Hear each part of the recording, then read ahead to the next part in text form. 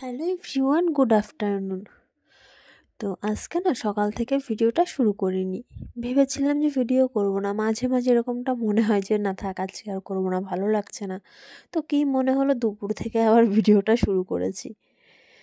আর এখানে আমি দুপুরবেলা মাম্মার জন্য খাবারটা বসিয়েছিলাম, মাম্মাম দুপুরে খাবে সেটাই। তো এখন মাছটা ভাজতে বসাবো। আর এক সাইডে তো ভাতটা বসিয়ে দিয়েছি, ভাতটা মনে হয় এতক্ষণে হয়েও গেছে। কত ছোট একটা হাঁড়িতে ভাত বসিয়েছি।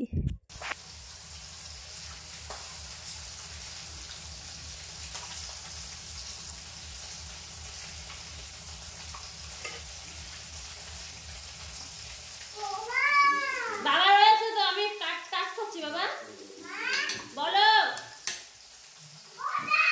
এই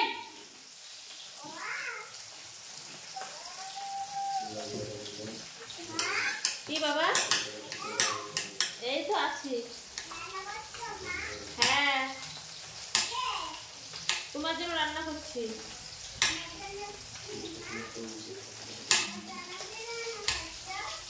তোমার জন্য তরকারি রান্না করছি।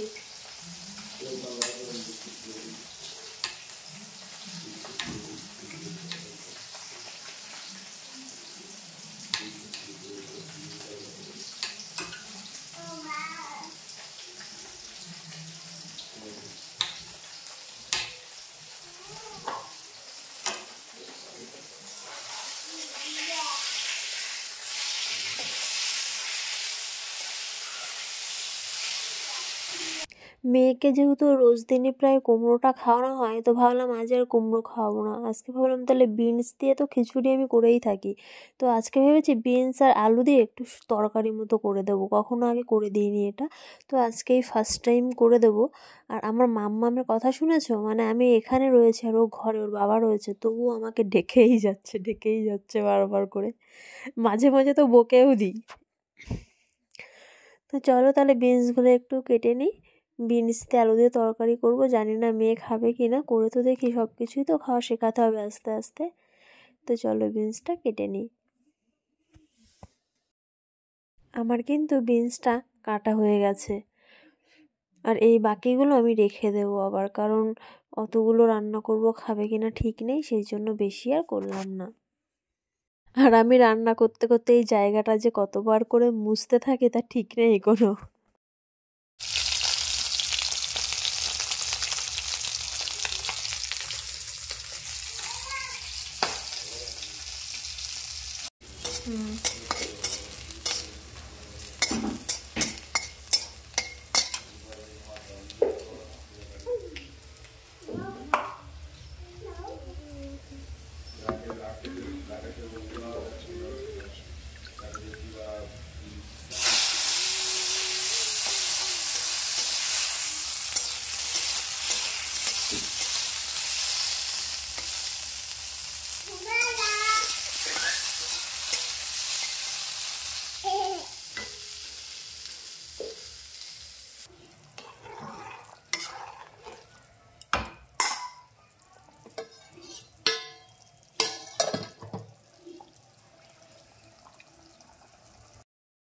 আর দেখো এই কামরাঙাগুলো কালকেই গাছ থেকে পেড়ে এনেছি, কিন্তু একদম শুকিয়ে গেছে একদিনের জন্যই, মানে পুরো অনেকটাই শুকিয়ে গেছে। তো যে বোনটা গেছিলো আমার সঙ্গে, ও না বাড়িতে নেই, তো ও হয়তো কাল আসবে, কাল আসলে ভেবেছি মাখবো।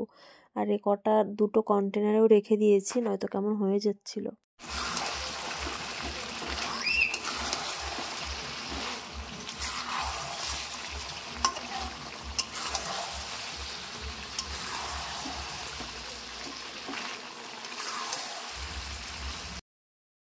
আর তোমরা তো দেখলে আমি ওই ঘরে মেয়ের খাবার রান্না করছিলাম, তো মেয়ের তরকারিতে জল ঢেলে দিয়ে আমি আবার এই ঘরে এসেছি মাংসটা রান্না করতে। তো মানে মাংস এনেই বাবা মানে শ্বশুরমশাই বলছিল যে তুমি রান্না করো। তো মাংসটা রান্না করা বেশ মোটামুটি ভালোই হয়, কিন্তু আজকে কেমন কী হবে জানি না, যেহেতু মশলার পরিমাণটা তো মা করেছে, আমি দেখে কত টাকায় দিয়েছে। তো সবার রান্না তো সমান নয়, এবার আমি একরকম রান্না করি, মা একরকম রান্না করে। তো দেখো এখানে মাংসটা কষাচ্ছিলাম আমি।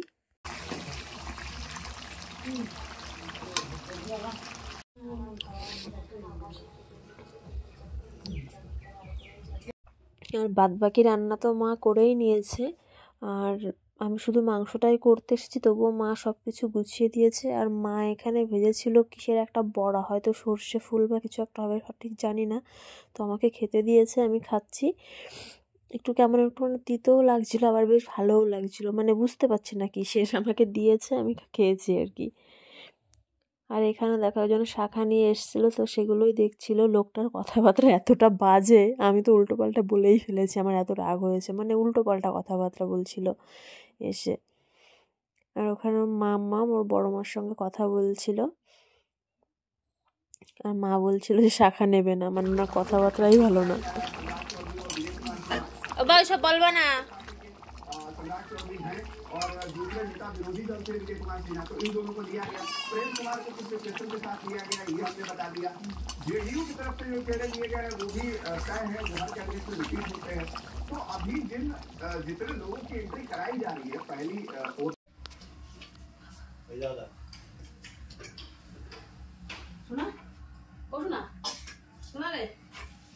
রান্নাবান্না আমার কমপ্লিট। আমি রান্নাবান্না করে আমাদের খাবারটা নিয়ে এসেছি ঘরে।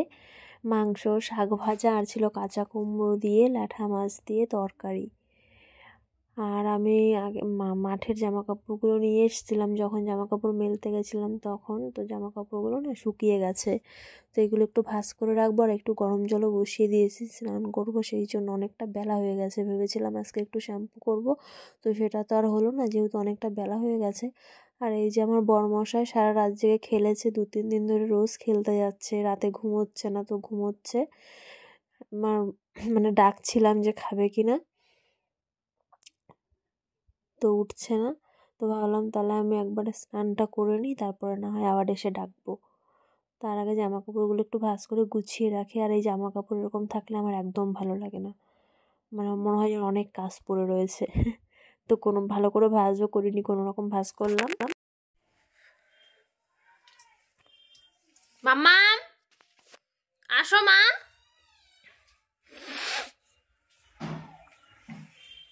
আসো। হ্যাঁ মা বলো। আসো তুমি। হ্যাঁ তাই? কোথায় গেঞ্জি ভিজে গেছে?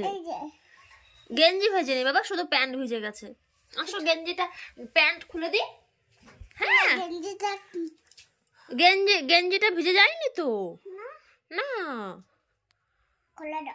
তো আমি একটু রেডি শেডি হয়ে এখন চলে এসেছি। এখন আমি বরকে ভাত খেতে দেবো। সারা রাত জেগেছিল, তো তারপরে এসে ঘুমিয়েছে, মানে না খেয়েই রয়েছে। আর রোজ রোজ রাত জাগলে শরীর খারাপ লাগে ভীষণ, সেটা আমি জানি। আর ও রোজ খেলতে যাচ্ছে এই কদিন, মানে ঠিকঠাক খাওয়া দাওয়াও নেই, দিনের বেলায়ও যাচ্ছে আর রাতেও যাচ্ছে। তো আগে ওকে খেতে দিয়ে নিই, তারপরে আমি ভেবেছি মাম্মামকে খাওয়াবো, দেন আমি খাবো। কারণ মেয়েকে না খাওয়ানো হলে না আমার নিজেরও খেতে ইচ্ছা হয় না। তো ওর খাওয়া দাওয়া হয়ে গেলে আমি একটু নিশ্চিন্ত হই।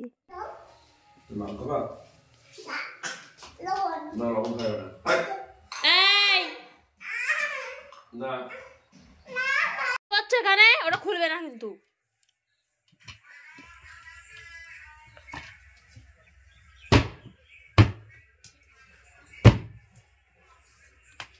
ওটা খুলবি না কিন্তু আরশোলা বেরোবে ওখান দিয়ে।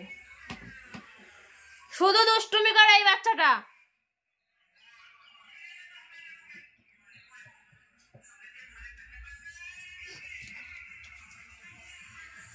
তো দেখলেই তো আমার মাম্মামের দুষ্টুমি। আর এখানে আমি দেখো ভাত মাখছি, আর এখানে এসেও হাজির। আর দেখো এত জায়গা থাকতো ওর বাবার ওই ভাতের থালার সামনে গিয়ে চেয়ার নিয়ে বসেছে, কত দুষ্টু।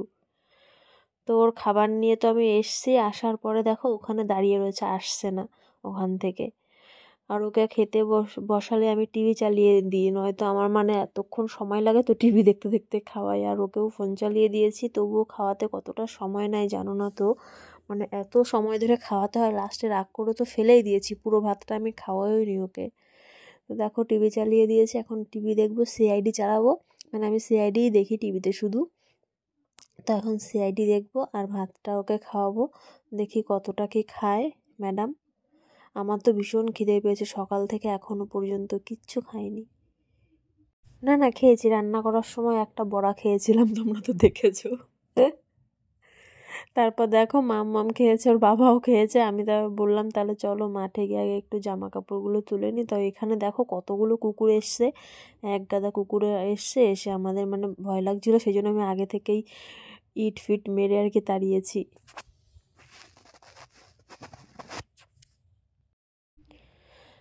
আর এই যে আমার দুষ্টু পাখি শুধু শুধু কেঁদেই যাচ্ছে, বুঝতে পারছে না, কিছু বলছেও না, কিন্তু কাঁদছে শুধু শুধু। এখন আমি জামা কাপড়গুলো তুলবো আর আমার কোলে উঠে বসে রয়েছে। তারপর ওর বাবা একটু নিল, নিয়ে আমি বললাম তাহলে একটু ওকে নিয়ে একটু কোলে নিয়ে একটু হাঁটো, আমি একটু জামা কাপড়গুলো গুছিয়ে নিই। আর মাঠে এসে তো এনার সাথে ঝামেলা বেজে গেছে, মানে ইনি গেছিলো হচ্ছে ইসে মানে স্নান করতে গেছিলো। তো আমি বলেছি তাহলে একটু পরে যাও, জামা কাপড়গুলোকে তুলে নি, মানে স্নান করতে যায়নি, বলছিল যাবে। তো এসে বলছিল আমি স্নান করবো এসে। তো আমি বলছি অন্যদিন তো লেট করে করো, তো মাঠে এসে একদম ঝামেলা বেঁধে গেছে, মুখ দেখে বুঝতেই পারছিলে। আর ঝামেলা হলেও না আমার ভীষণ হাসি পেয়ে যায়। তো আমার জামা কাপড় তোলা হয়ে গেছে, এখন যাব বাড়ির দিকে। আর বাড়ি এসেই মামাকে না মেরেছি, মানে ও ভীষণ বিরক্ত করছিল, আর একটা বাচ্চা ছিল ওর সঙ্গে, মানে দুজনে মিলে ঝামেলা করছিল। তো আমার এত রাগ হয়েছে আর খিদেও পেয়েছে, মাম্মামকে চড় মেরেছি। তো চড় মেরে আমার নিজেরই মনটা খারাপ হয়ে গেছিলো। তো এখন আমি একটু খেয়ে নেবো, এখন না সন্ধে, এখনও মানে সন্ধে হয়নি, কিন্তু হবে হয়তো, খেতে খেতে আর কি পুরো সন্ধেই হয়ে যাবে। তো তবুও খিদে পেয়েছে, চলো একটু খেয়ে নিই। তো দেখো আমার খাওয়া দাওয়া কমপ্লিট, ওই দেখো বাইরে প্রায় সন্ধে সন্ধে হয়ে এসছে, প্রায় অন্ধকার হয়েই এসছে। তো খাওয়া দাওয়া করে এখন বাসনগুলো ধুয়ে নেব। তো আজকের ভিডিওটা এই পর্যন্ত, দেখা হবে নতুন একটা ভিডিওর সঙ্গে। সবাইকে টাটা।